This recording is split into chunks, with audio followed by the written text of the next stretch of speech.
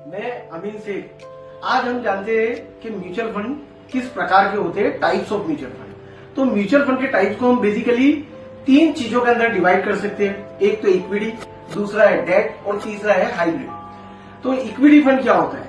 Equity fund वो होता है कि जिसके अंदर फंड मैनेजर जो है वो इक्विटी या इक्विटी रिलेटेड इंस्ट्रूमेंट के अंदर इन्वेस्टमेंट करता है। रिस्क ज्यादा लेकिन रिटर्न की एक्सपेक्टेशन भी हम ज्यादा रख सकते हैं। लॉन्ग टर्म के लिए इन्वेस्टमेंट करना इसके अंदर सही होता है।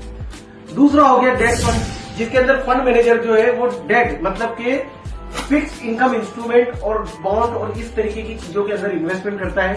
स्टेबल रिटर्न और रिस्क भी थोड़ा सा कम रहता है। तीसरा फंड जो है वो हाइब्रिड कैटेगरी का है। तो हाइब्रिड कैटेगरी के अंदर फंड मैनेजर जो है वो इक्विटी, बॉन्ड, गोल्ड इन तीनों का कॉम्बिनेशन करके अपने हिसाब से इन्वेस्टमेंट करता है as per the fund objective. तो मॉडरेट रिस्क रहता है और रिस्क एडजस्टेड रिटर्न जो है वो एक्सपेक्ट करते हैं। तो कौन सा फंड लेना चाहिए? तो अगर आपका लॉन्ग टर्म विजन है, लॉन्ग टर्म गोल है तो आप इक्विटी में जा सकते हो। अगर आपका शॉर्ट टर्म गोल है तो आप डेट के अंदर आ सकते हो।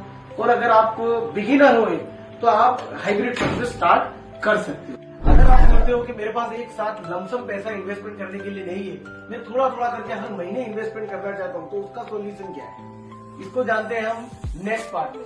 Thank you. टू देर केसी एस मीरा के साथ करो कल की तैयारी आज से ही। अधिक जानकारी के लिए आज ही संपर्क करें।